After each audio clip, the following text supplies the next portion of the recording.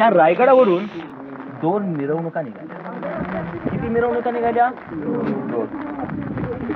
हा जो राजपथ आहे त्या शिवापासून चालू होतो, सह्याद्रीच्या, आणि त्या कैलासाच्या शिवाला जाऊन समाप्त होतो. तो शिव ते शिव यांना जोडणारा धागा म्हणजे हा राजपथ. त्याला राजपथ म्हणतात. साधा रस्ता नव्हे, हा राजमार्ग आहे, हा राजपथ. त्या राजपथावरील प्रत्येक खड्याला, चिमखड्याला, प्रत्येक धुळीच्या कणाला जर तुम्ही कधी विचारत ना, अरे बाबा माझ्या राजांना पाहिलंच, कसं होता माझा राजा, तू सांग. आम्ही नाही ना पाहिला, तू सांग. तर तू त्यावेळी कदाचित त्यावेळी मोठा असेल, जिथून लहान झाला असेल, पण तू माझ्या राजाला तू पाहिलेला आहे. असा होता माझा राजा. त्यावेळी हा खडा म्हणतो, अरे काय सांगावी कीर्ती या महाराष्ट्राच्या राजाची, या हिंदुस्थानच्या राजाची. 6 जून 1674 रोजी राजाची मिरवणूक निघाली. राजा हत्तीवर बसला होता. माहूत म्हणून सेनापती हंबीरराव मोहिते आणि पाठीमागे राजावर छत्र धारण केले होते. राजांचे पेशवे मोरोपंत पिंगळे आणि सगळीकडे लोक फेटे आणि मुंडाचे बांधून लोक आनंदाने गरजत होती. छत्रपती शिवाजी महाराज की लोकांनी लाया बत्ताशांचा वर्षाव केला राजावर. काही लोकांचा सोन्याच्या फुलांचा वर्षाव केला आणि बाकी फुलांचा आणि पानांचा वर्षाव तर राजावर अखंड होत होता. काय की मिरवणूक, काय तो शाही. प्रत्येक जण जणू काही स्वतः 10 हातीचं बळ आहे असं छाती पुढे काढून येत होता. सगळ्याला जगाला सांगत होता, माझा राजा छत्रपती झालाय.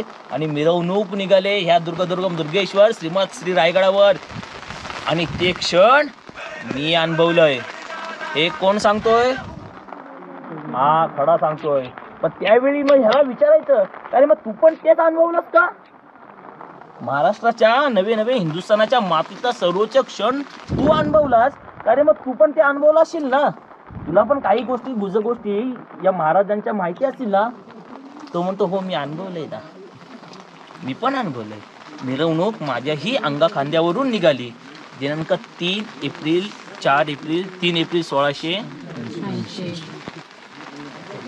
अरे ज्याची मिरवणूक रणवाद्याच्या गर्जनेत निघाली, जय जयकारात निघाली, त्याच मिरवणुकीमध्ये शत्रूला पाणी पाजणारे भले भले सरदार खाली मान घालून रडत होते.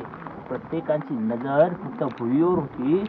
डोईचे मुंडाचे फेटे उडवले प्रत्येकाने आणि उघड्या बोडक्या डोकी डोईनिशी ते ज्या मिरवणुकीत सामील झाले होते.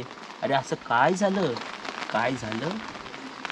तुमचा माझा महाराष्ट्राचा राजा 4 जणांच्या खांद्यावर चालला होता.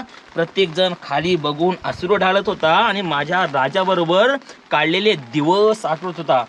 काय सांगावी कीर्ती माझ्या राजाची.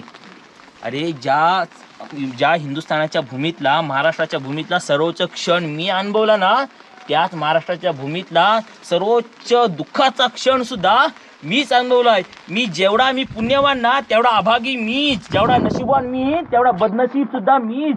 ज्याने मला सुख दिलं सर्वोच्च, त्याने दुःख मला सर्वोच्च त्यानेच दिलं.